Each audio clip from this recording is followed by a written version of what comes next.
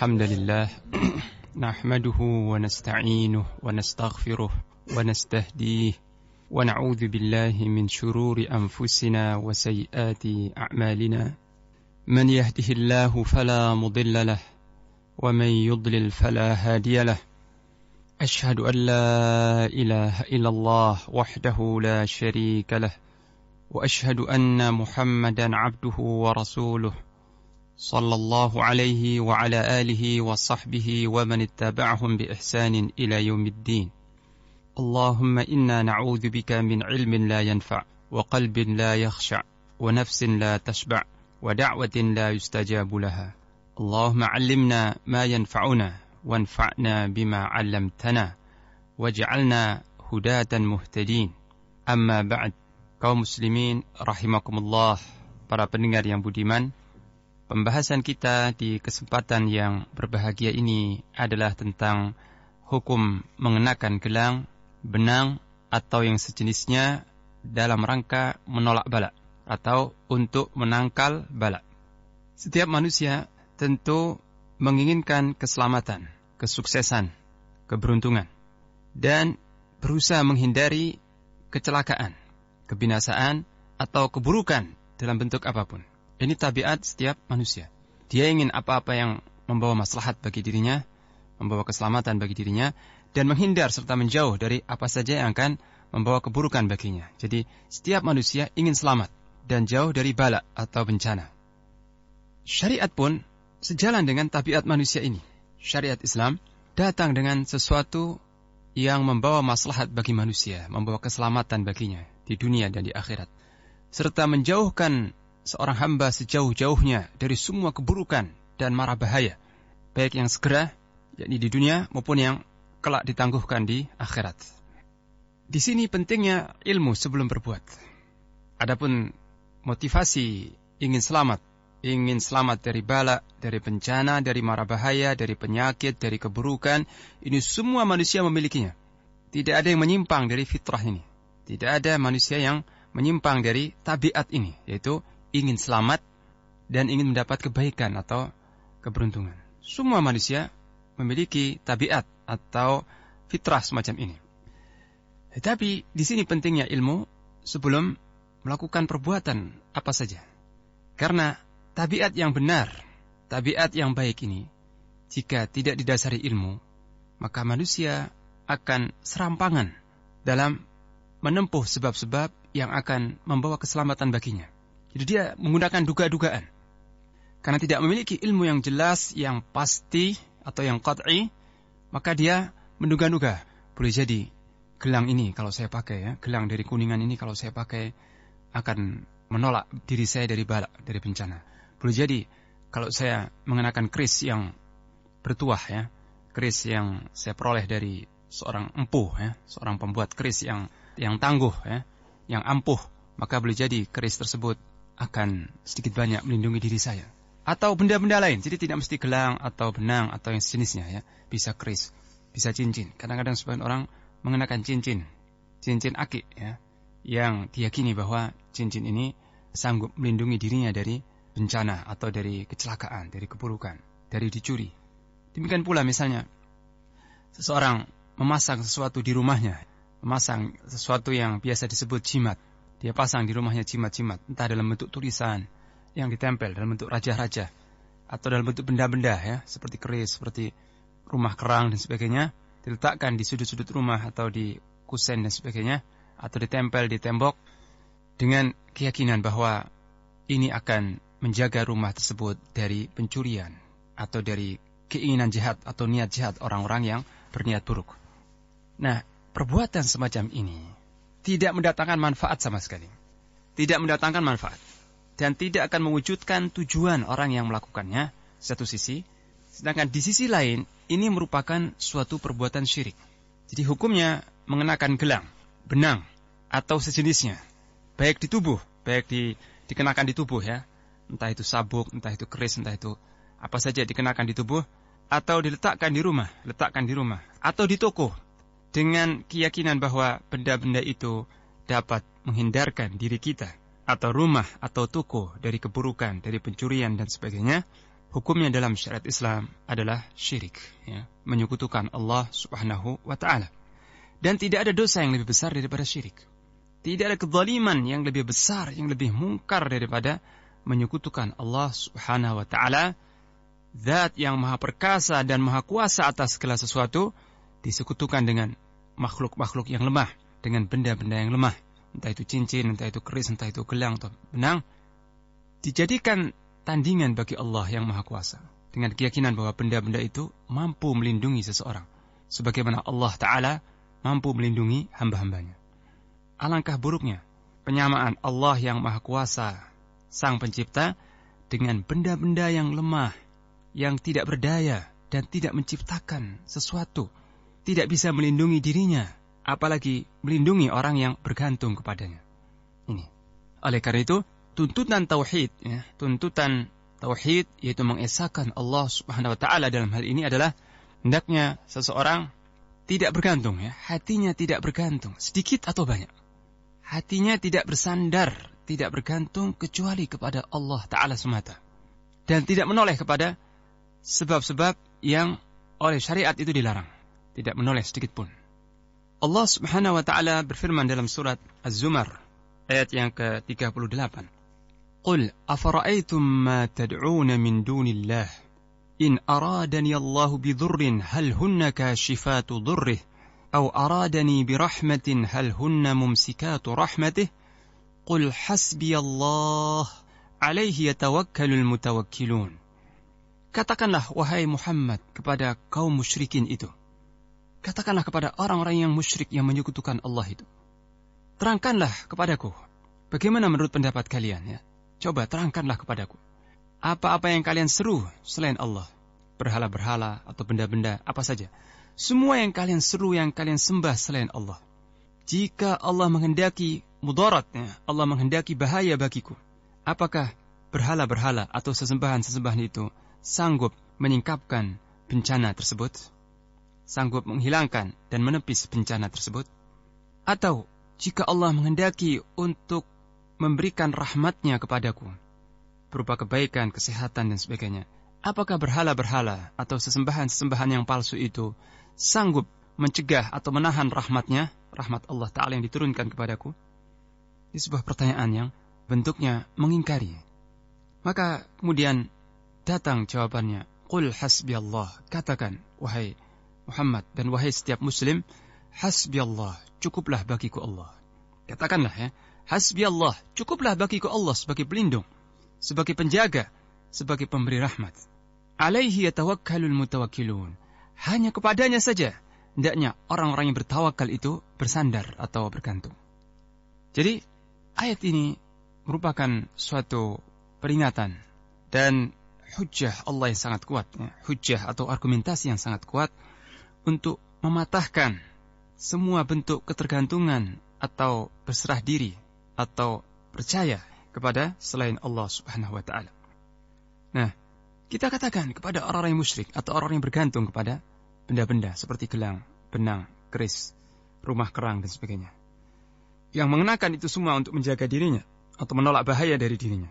Kita katakan kepada mereka, terangkan kepadaku, wahai saudara-saudara, kalau Allah yang maha perkasa hendak menurunkan bencana pada diriku, berupa penyakit atau apa saja bencana, apakah berhala-berhala itu mampu mencegah atau menolak bencana tersebut? Jelas mereka tidak mampu. Karena mereka tidak mampu menolak bencana dari dirinya sendiri. Mereka tidak mampu menjaga atau melindungi dirinya sendiri, apalagi melindungi para penyembahnya atau orang-orang yang bergantung kepadanya. Kemudian, jika Allah hendak memberikan rahmatnya kepadaku, berupa rizki yang baik, kesehatan, atau apa saja rahmat Allah Ta'ala, apakah berhala-berhala atau benda-benda tersebut mampu mencegah turunnya rahmat Allah kepadaku? Tentu mereka tidak mampu. Sebab semua urusan di tangan Allah. Dialah yang mengatur semua yang terjadi di alam semesta. Dialah zat yang memberikan manfaat atau menimpakan mudarat. Dia satu-satunya. Tidak ada selain Allah yang mampu mencelakakan seseorang atau menyelamatkan seseorang. Jadi zat yang menyelamatkan atau mencelakakan itu hanya Allah Ta'ala semata. Tidak ada sekutu baginya. Oleh karena itu Allah menyuruh Rasulnya Sallallahu Alaihi Wasallam dan menyuruh orang yang beriman untuk mengucapkan kalimat ini. Hasbi Allah. Cukuplah bagiku Allah sebagai pelindung, sebagai tempat bertawakal, tempat bergantung. Aku tidak bergantung dan berlindung kepada selainnya. Alaihi yatawakkalul mutawakkilun. Hanya kepada Allah sajalah hendaknya bertawakal orang-orang yang ingin berserah diri atau bersandar hatinya. Dan ini sikap orang-orang yang bertauhid, sikap para nabi, para sahabat, dan orang-orang yang datang setelahnya. Bahwa hati mereka benar-benar yakin dan bertawakal kepada Allah semata dan tidak menoleh kepada sebab-sebab yang secara syariat tidak dibenarkan untuk dijadikan sebab. Terkait dengan masalah ini, ya, syariat mewajibkan setiap muslim untuk bertawakal, bergantung sepenuhnya kepada Allah semata. Tapi pada waktu yang sama, atau di samping itu, syariat juga menyuruh hamba-hamba Allah menempuh sebab-sebab atau mengupayakan sebab-sebab. Jadi bertawakal kepada Allah tidak cukup hanya dengan keyakinan yang kuat dalam hati, kemudian tidak melakukan sebab-sebab yang bermanfaat bagi dirinya. Satu contoh. Terkait dengan rizki. Rizki yang sangat kita butuhkan setiap hari.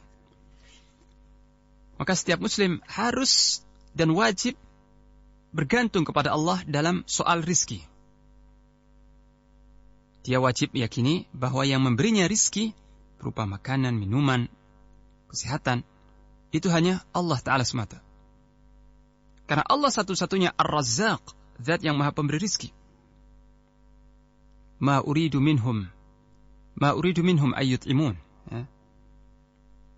Ma uridu minhum min rizkin wa ma uridu minhum ayyut'imun. Innallaha huwa ar-razzaqu dzul quwwatil matin. Allah berfirman dalam surat Az-Zariyat, aku tidak menghendaki dari mereka rizki. Aku tidak butuh kepada hamba-hambaku untuk memberikan rizki kepadaku. Aku juga tidak menghendaki mereka memberi makan kepadaku. Firman Allah. Bahkan sesungguhnya Allah lah zat yang maha pemberi rizki, lagi pemilik kekuatan yang maha perkasa. Jadi Allah satu-satunya Ar-Razzaq, zat yang memberikan rizki.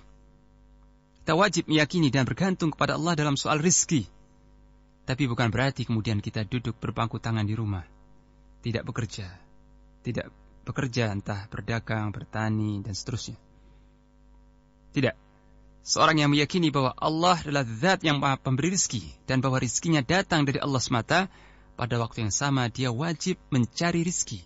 Menempuh sebab-sebab, yaitu mencari rizki dengan cara yang dibenarkan oleh syariat. Seperti tijarah, perdagangan, atau pertanian, atau peternakan, atau sebab-sebab lain. Pintu-pintu rizki lain yang sangat banyak. Tetapi haram bagi seorang muslim dalam rangka untuk menempuh rizki ini dengan cara, misalnya, dia mengamalkan wirid-wirid tertentu ya. Dia tidak bekerja, cukup duduk di rumah, kemudian mengamalkan wirid-wirid tertentu, mengulang-ulangi wirid-wirid itu sekian banyak, ya. Atau dia melakukan cara-cara yang tidak masuk akal, ya. Jadi mencari rizki dengan cara-cara yang tidak masuk akal. Entah datang ke gunung-gunung, ya.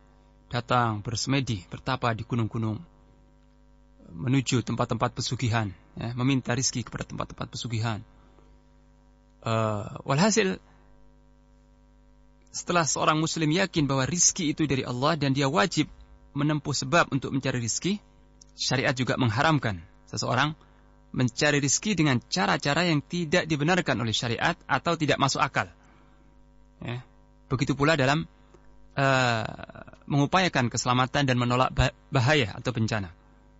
Seorang hamba wajib yakin bahwa Allah satu-satunya pelindungnya, tapi kemudian setelah itu dia juga wajib menempuh sebab-sebab untuk mendapatkan keselamatan. Ya. Seperti misalnya kalau dia naik mobil, dia pakai sabuk pengaman. Ya. Dia pakai sabuk pengaman. Tapi hatinya harus yakin bahwa yang mengamankan dia, menyelamatkan dia hanyalah Allah Ta'ala semata. Tapi dia sebagai pengendara mobil juga hendaknya menggunakan sabuk pengaman tadi sebagai bentuk upaya menempuh sebab untuk selamat. Kemudian dia hendaknya cari sopir yang berpengalaman atau dia sendiri sopir yang berpengalaman. Kemudian dia harus pelajari rambu-rambu lalu lintas. Setelah itu dia mengemudikan mobilnya dengan kecepatan yang wajar, bukan kecepatan yang secepat kilat, ya.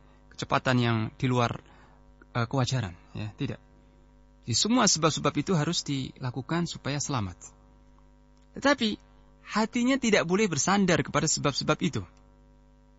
Tidak boleh seorang penumpang ketika melihat sopirnya berpengalaman 30 tahun dan mobilnya baru serta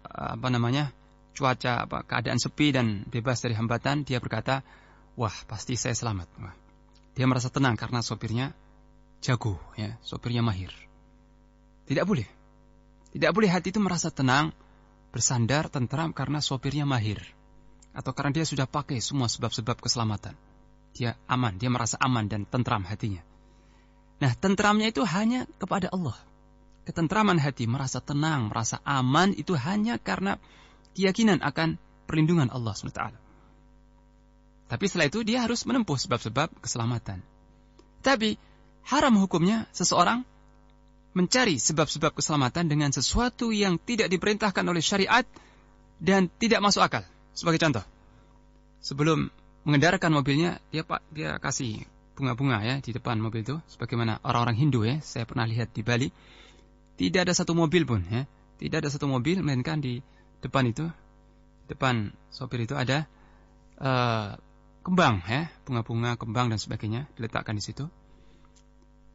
Nah, ketika ditanya untuk apa itu, dia mengatakan ini untuk supaya selamat, ya, supaya aman dan sebagainya. Nah, apa hubungannya kembang-kembang itu dengan keselamatan? Kalau sabuk pengaman secara akal bisa diterima. Ini bisa menghindari benturan kalau terjadi sesuatu, ya. Tapi kalau kembang-kembang yang ditaruh di depan sopir, atau misalnya keris yang ditaruh di situ, atau mengantongi sesuatu yang berupa benda-benda, ini apa hubungannya dengan keselamatan? Jadi bukan merupakan sebab, ya, secara syariat maupun secara akal sehat. Nah, yang semacam ini diharamkan oleh syariat.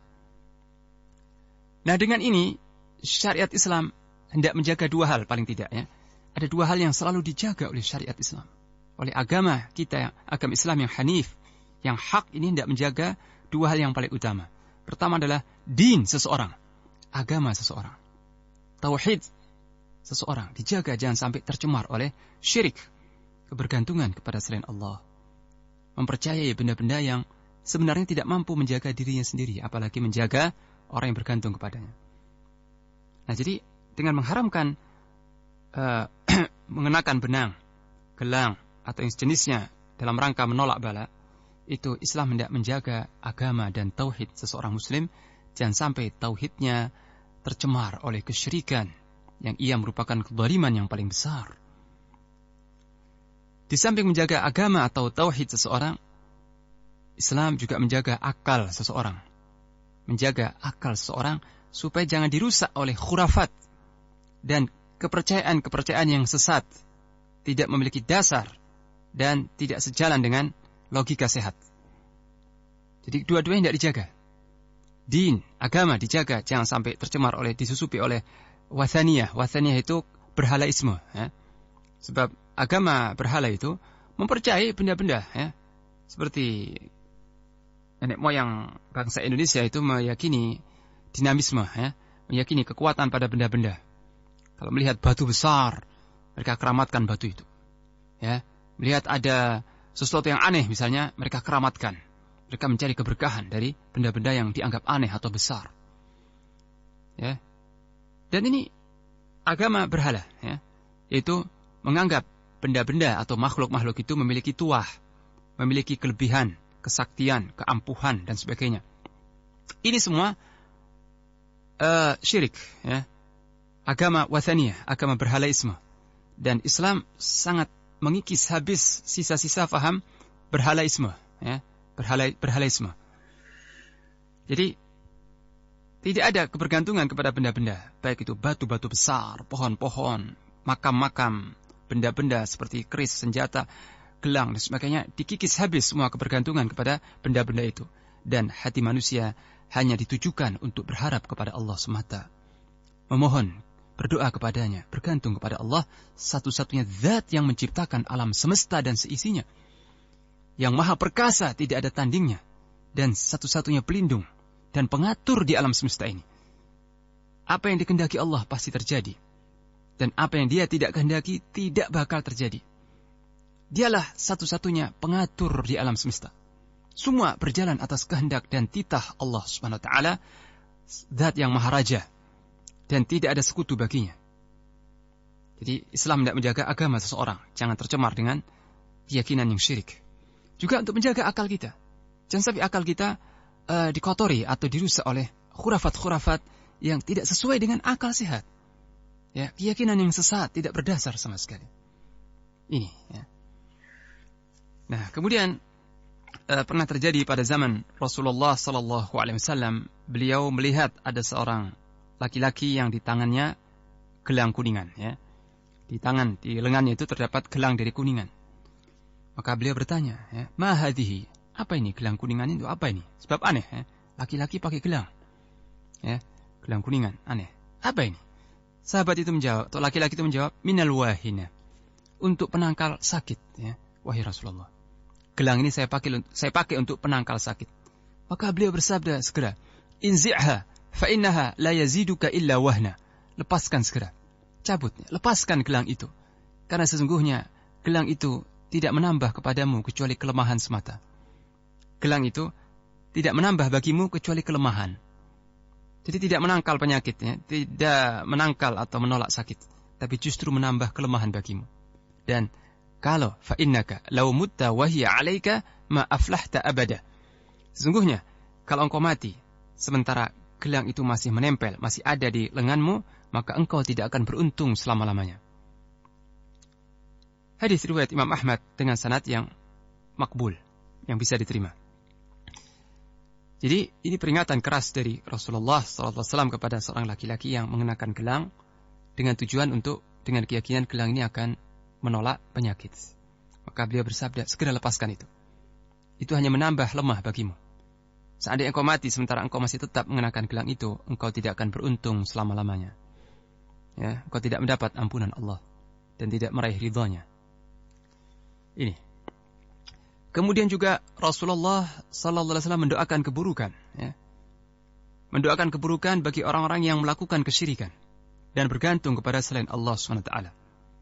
Diriwayatkan oleh Imam Ahmad dari Uqbah bin Amir radhiyallahu anhu dalam hadis yang marfu', "Man ta'allaqa tamimatan fala atammahu Allahu lah, wa man ta'allaqa wada'atan fala wada'a Allahu lah." Barang siapa yang menggantungkan tamimah, ya. Tamimah itu semacam sesuatu yang dikalungkan di leher seseorang untuk penangkal atau pengusir penyakit atau pengaruh jahat yang disebabkan rasa dengki seseorang dan sebab-sebab lain. Jadi mengalungkan sesuatu, ya, untuk menolak penyakit atau pengaruh buruk dari kedengkian atau pandangan mata orang dan sebagainya. Barang siapa yang menggantungkan ini, tamimah, kalung-kalung yang digantungkan itu, maka semoga Allah tidak menyempurnakan urusannya. Semoga Allah tidak mengabulkan keinginannya dan tidak menyempurnakan urusannya. Dan barang siapa yang menggantungkan wada'ah. Wada'ah ini sesuatu yang diambil dari laut seperti rumah kerang, ya. Seperti rumah kerang yang menurut anggapan orang-orang jahiliyah bahwa ini bisa menjaga seseorang, ya. Bisa menangkal penyakit dan sebagainya, ya. Nah, termasuk dalam wada'ah ini adalah semua jimat, ya, semua bentuk jimat-jimat. Maka Nabi sallallahu alaihi wasallam mendoakan, barang siapa yang menggantungkan jimat-jimat atau wada'ah, semoga Allah tidak memberikan ketenangan baginya. Semoga Allah tidak memberikan ketenangan baginya. Ini. Begitu pula pengingkaran para sahabat, ya, seperti Hudzaifah radhiyallahu anhu. Hudzaifah radhiyallahu anhu melihat ada seorang laki-laki di tangannya ada benang untuk mengobati sakit panas. Laki-laki ini sakit panas, demam yang tinggi. Maka mengobati dengan cara melilitkan, ya, mengikatkan benang di lengannya. Maka ketika Hudzaifah melihat seperti itu, diputuskan benang itu, ya, diputus benang itu seraya dia membaca firman Allah Ta'ala dalam surah Yusuf ayat 106, "Wa ma yu'minu aktsaruhum billahi illa wa hum musyrikun." Dan tidaklah beriman sebagian besar manusia kepada Allah kecuali mereka pada waktu yang sama menyekutukan kepadanya, ya. Jadi mayoritas manusia ketika beriman kepada Allah, mereka menyekutukan Allah dengan selainnya. Jadi Hudzaifah mengingkari perbuatan ini. Nah, kaum muslimin rahimakumullah, dengan demikian menjadi jelas bagi kita bahwa untuk menjaga diri kita dari bencana, ya, dalam rangka, ya, menolak bencana dari diri kita, ya, supaya kita selamat dari bencana, dari mara bahaya, dari bala dan sebagainya. Syariat hanya mengajarkan dua hal. Pertama, berdoa kepada Allah SWT, ya. Berdoa, membaca doa-doa atau zikir-zikir yang disyariatkan, ya. Seperti membaca ayat kursi setiap pagi dan sore, membaca zikir-zikir surat Al-Ikhlas dan sebagainya, ya. Dan zikir-zikir yang disunahkan. Dan ini salah satu sebab yang kuat sekali, ya. Salah satu sebab yang kuat untuk mengundang perlindungan Allah atau menyebabkan perlindungan Allah kepada seorang hamba. Kemudian yang kedua adalah mengupayakan sebab-sebab yang sesuai dengan tajribah, sesuai dengan umumnya, ya, secara umumnya, secara percobaan itu bermanfaat. Ya, apa saja yang secara eksperimen itu bermanfaat dan sesuai dengan logika sehat. Itu dianjurkan oleh syariat Islam. Tetapi ketika melakukan kedua hal ini, hati seorang muslim wajib meyakini bahwa yang melindungi dirinya, mengamankan jiwanya, fisiknya, hartanya, hanyalah Allah Ta'ala semata. Dia wajib bertawakal, bergantung kepada Allah, kemudian menempuh sebab-sebab yang dianjurkan, seperti membaca zikir-zikir yang disunahkan, berdoa ketika hendak keluar rumah, ya, membaca a'udzu bikalimatillahi tammat min syarri ma khalaq ketika tinggal di suatu tempat, ya. Di samping juga menempuh sebab-sebab lain yang sesuai dengan akal sehat, seperti mengenakan payung kalau hujan, ya, mengenakan baju yang tebal ketika musim cuaca dingin. Semua sebab-sebab yang secara logika itu bermanfaat dianjurkan. Tapi syariat sangat mengharamkan, sangat melarang keras seorang muslim menempuh sebab-sebab yang tidak dianjurkan oleh syariat dan tidak sesuai logika sehat. Ya, ini sangat diharamkan. Demikianlah, ya, mudah-mudahan Allah SWT memberikan kepada kita ilmu yang manfaat, amal yang saleh, rizki yang halal dan taib, dan menjaga kita, keluarga kita, anak-anak kita dari semua keburukan, dan menyempurnakan kepada kita nikmatnya, serta menjaga din dan tauhid kita dari pencemaran, sehingga kita menghadap Allah Ta'ala kelak dalam keadaan muslim, dalam keadaan bertauhid, dan Allah meridai kita. Wassallallahu ala nabiyina Muhammad wa ala alihi wa sahbihi wasallam.